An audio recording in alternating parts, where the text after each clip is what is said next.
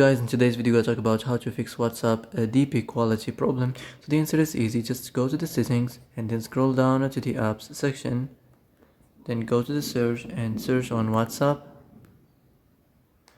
Now you can go to the storage and here you will find this clear cache option. Click on it and you can go check it if it worked. If it didn't, you can try to restart your phone or turn the airplane mode on and off, or the Bluetooth you can turn it on and off. And if it didn't work again, you can try this time to clear data, but be careful.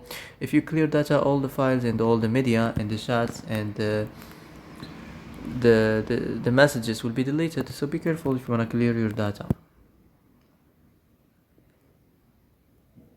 So that's it for today's video. I hope this is the answer you've been looking for.